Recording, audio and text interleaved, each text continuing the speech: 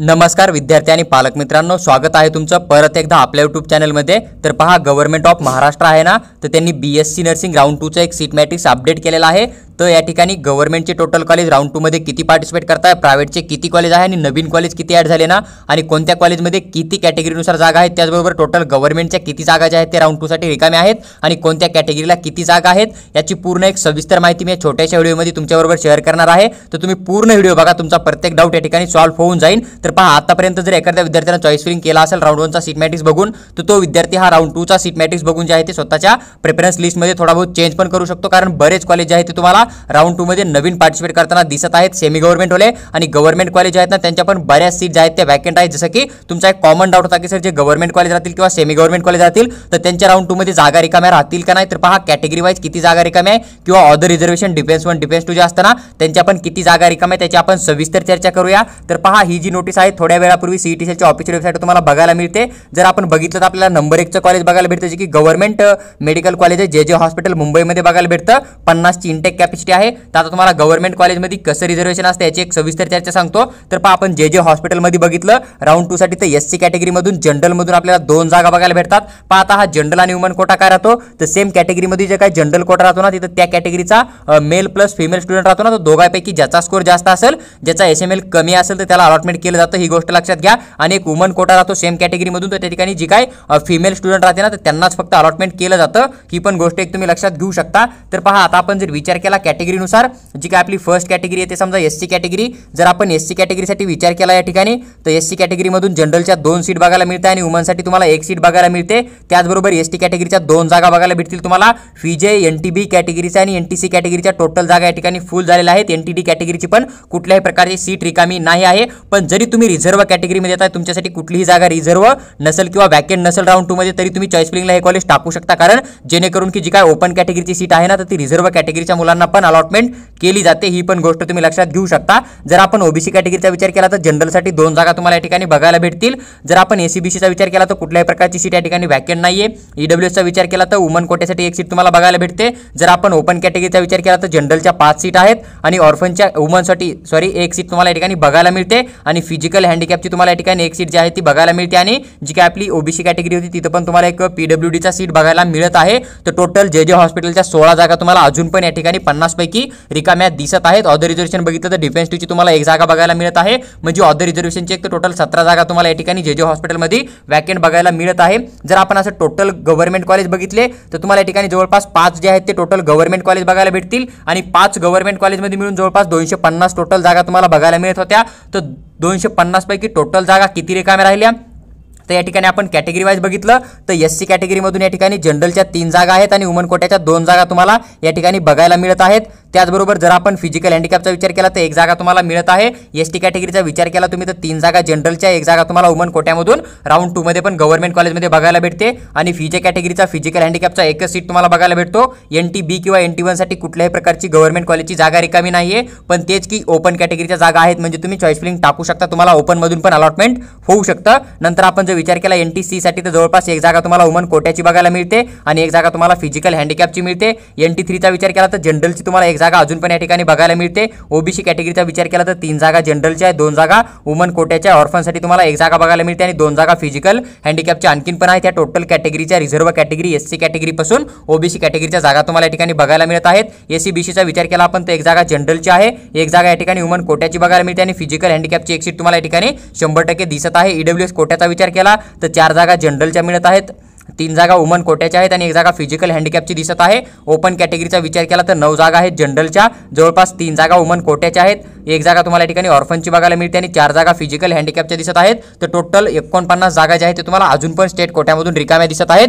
250 पैकी 49 जागा ज्या आहेत त्या स्टेट कोट्याच्या गव्हर्नमेंट BSc नर्सिंग कॉलेजच्या तुम्हाला अजून पण दिसत आहेत। ऑदर रिझर्वेशनचा विचार केला तर डिफेन्स 1 साठी या ठिकाणी वुमन कोट्याची 1 जागा आहे, डिफेन्स 2 साठी 3 जागा जनरलच्या, 1 जागा वुमन कोट्याची दिसत आहे। डिफेन्स 3 किंवा महाराष्ट्र कर्नाटक बॉर्डरची कुठल्याही प्रकारची सीट तुम्हाला या ठिकाणी दिसत नाहीये। IQ कोटा हा प्रायव्हेट कॉलेजमध्ये असतो, तो गव्हर्नमेंट कॉलेजमध्ये तुम्हाला कुठल्याही प्रकारे दिसून येणार नाहीये। 5 जागा टोटल आहेत, म्हणजे जवळपास 250 पैकी 55 जागा ज्या आहेत त्या अजून पण गव्हर्नमेंट मेडिकल कॉलेज जे आहेत ना BSc नर्सिंगचे, तर यांच्या वॅकंट असताना तुम्हाला या ठिकाणी बघायला मिळत आहेत। त्यानंतर जर समजा आपण थोडं खाली बघितलं सीट मॅट्रिक्समध्ये, तुम्हाला काही प्रायव्हेट कॉलेज किंवा त्यांना आपण सेमी गव्हर्नमेंट म्हणतो असे पण कॉलेज तुम्हाला बघायला मिळतात। तर पहा, नंबर 1चं कॉलेज तुम्हाला बॉम्बे हॉस्पिटल दिसतं, कॉलेज ऑफ नर्सिंग मुंबईमध्ये। तर या ठिकाणी तुम्ही जर बघितलं तर हा एक वुमन कोट्याचा कॉलेज आहे, म्हणून इथं फक्त गर्ल्ससाठी अलॉटमेंट केलं जातं। तर इथली टोटल इनटेक कॅपॅसिटी तुम्हाला 50 ची बघायला मिळते। आणि राऊंड 2 साठी हा जो वुमन कोट्याचा कॉलेज आहे ना, त्याच्या जवळपास तुम्ही बघितलं तर NT1 साठी एक जागा आहे गर्ल्ससाठी, NT2 ची पण एक जागा आहे गर्ल्ससाठी, OBC ची एक जागा आहे या ठिकाणी गर्ल्ससाठी, आणि EWS च्या 3 जागा आहे गर्ल्सच्या, आणि ओपनसाठी या ठिकाणी 5 जागा तुम्हाला वुमनच्या बघायला भेटतील। हा कॉलेज आहे तो वुमनसाठी आहे, त्यामुळे या ठिकाणी कुठल्याही प्रकारे जनरलची जागा तुम्हाला या ठिकाणी दिसत नाहीये। तर टोटल 11 जागा अजून पण या कॉलेजच्या बाकी आहेत। डिफेन्स 1 डिफेन्स 2 ची पण कुठल्याही प्रकारे जागा नाहीये, कारण हा एक तुम्हाला सेमी गव्हर्नमेंट किंवा प्रायव्हेट BSc नर्सिंग कॉलेज बघायला मिळत आहे। आता तुम्ही जनरल कॉलेजमधून बघितलं तर तुम्हाला एक तेरणा नर्सिंग कॉलेज बघायला मिळतं, थोडं खाली बघितलं 2 नंबरला, तर समजा तुमचं मुंबईमध्ये या ठिकाणी 100 ची इंटेक कॅपॅसिटी। जर तुम्ही कॅटेगरी वाईज जागा बघितल्या किती, तर या ठिकाणी SC कॅटेगरीमधून जनरल कोट्यामधून एक जागा बघायला मिळते, ST मधून जनरल कोट्यातून 2 जागा आहेत, फिजे कॅटेगरीची किंवा मग NTB कॅटेगरीची कुठल्याही प्रकारे जागा नाहीये, NTC ची एक जागा बघायला भेटते जनरल मधून, NTD चा कुठल्याही प्रकारे सीट नाहीये, OBC च्या 4 जागा, जनरलच्या एक जागा तुम्हाला या ठिकाणी वुमन कोट्याची बघायला भेटते। ह्या ज्या आहेत त्या टोटल SC कॅटेगरी पासून OBC कॅटेगरीच्या सीट आहेत।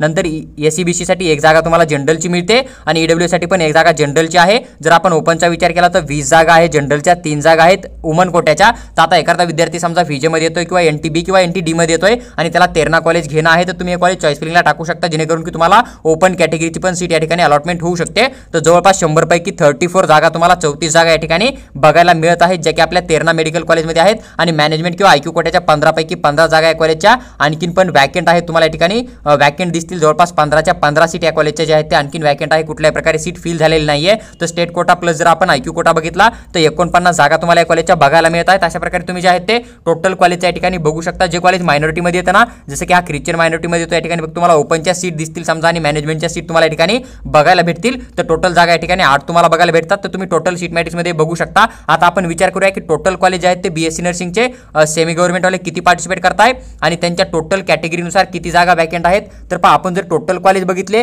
तर जवळपास 191 कॉलेज जे आहेत ते तुम्हाला BSc नर्सिंगचे प्रायव्हेट किंवा सेमी गव्हर्नमेंटचे राऊंड 2 मध्ये पार्टिसिपेट करताना दिसत आहेत। जर आपण राऊंड 1 चा विचार केला तर जवळपास 173 एवढे कॉलेज तुम्हाला प्रायव्हेट वाले दिसत होते, पण राऊंड 2 मध्ये जवळपास 191 कॉलेज तुम्हाला या ठिकाणी दिसत आहेत, म्हणजे 100%च काही ना काहीतरी नवीन कॉलेज या ठिकाणी ऍड होताना तुम्हाला राऊंड 2 मध्ये दिसत आहेत। जर आता आपण कॅटेगरी वाईज विचार केला, जर टोटल BSc नर्सिंगच्या सीट बघितल्या, ज्या की जवळपास 10,130 जागा तुम्हाला दिसत होत्या, आता आपण राऊंड 2 मध्ये किती जागा रिकाम्या आहेत त्याची एक चर्चा करूया। जर आपण SC कॅटेगरीचा विचार केला तर 127 जनरल कोट्यामधून रिकाम्या आहेत, वुमनसाठी आपण विचार केला तर 58 जागा तुम्हाला बघायला भेटतील, ST कॅटेगरीचा विचार केला तर 87 जागा तुम्हाला जनरल मधून मिळतील, आणि 39 जागा ज्या आहेत ते तुम्हाला वुमन कोट्यामधून या ठिकाणी बघायला भेटतील। नंतर आपण जर फिजे कॅटेगरीचा विचार केला तर 30 जागा जनरलच्या, 19 जागा तुम्हाला वुमन कोट्यामधून मिळत आहेत। NT1 चा विचार केला तर 26 जागा जनरलच्या, 12 जागा तुम्हाला या ठिकाणी वुमन कोट्याच्या दिसत आहेत। NT2 चा विचार केला तर 46 जागा जनरलच्या, 17 जागा तुम्हाला वुमन कोट्याच्या मिळत आहेत। NT3 चा विचार केला तर 15 जागा जनरलच्या, 14 जागा तुम्हाला वुमन कोट्याच्या मिळत आहेत। OBC कॅटेगरीचा विचार केला तर 209 जागा या ठिकाणी जनरलच्या आहे,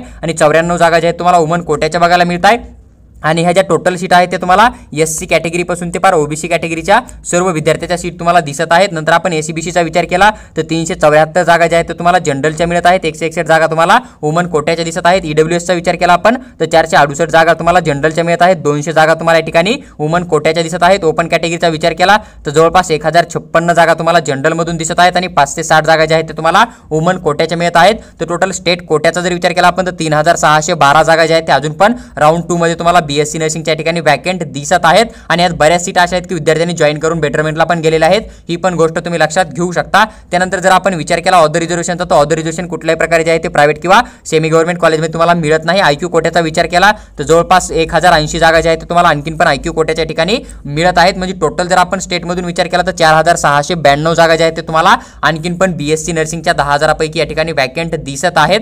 तर पहा, हे जे सीट मॅट्रिक्स होतं BSc नर्सिंगचं, त्याबद्दल मी पूर्ण सविस्तर माहिती तुमच्याबरोबर शेअर केले आहे। हा जो सीट मॅट्रिक्स आहे मी माझ्या टेलिग्राम ग्रुपमध्ये टाकत आहे, तर तुम्ही तिथून हा ओपन करून प्रत्येक कॉलेजनुसार तुमच्या कॅटेगरीच्या किती जागा आहेत ना त्याचं पण तुम्ही कॅल्क्युलेशन करू शकता। तिथून तुमचे प्रेफरन्स लिस्ट बनवू शकता। तुम्हाला जे कॉलेज हवा आहे ते तुम्ही वरती टाकू शकता आणि त्यानुसार जे आहे ते तुम्ही राउंड 2 मध्ये पार्टिसिपेट करू शकता। आता सीट मॅट्रिक्स आले म्हणजे तुम्ही मॉर्निंगला किंवा संध्याकाळी 10-11 वाजता किंवा मग एक तुमची लिस्ट बनली असेल सीट मॅट्रिक्स बघून, तर तुम्ही आता पण जे आहे ते चॉईस फिलिंग करून काउन्सिलिंग मध्ये पार्टिसिपेट करू शकता। ही पण गोष्ट तुम्ही लक्षात घ्या आणि पॉसिबल झालं तर मी तुम्हाला राउंड 2 चे चॉईस फिलिंग कशी करणार आहे बीएससी नर्सिंगची यावर पण एक लाईव्ह डेमो बनवून नक्की शेअर करेल। त्यासाठी फक्त तुम्ही चॅनलला सबस्क्राइब करून आमच्यासोबत नक्की जोडून राहा, किंवा तुम्हाला जर आमचा पेड काउन्सिलिंग जॉइन करणार असेल तर तुम्ही आम्हाला व्हॉट्सअपला मेसेज टाका, आम्ही तुम्हाला तिथे पेड काउन्सिलिंग बद्दल 100% इन्फॉर्मेशन नक्की शेअर करू।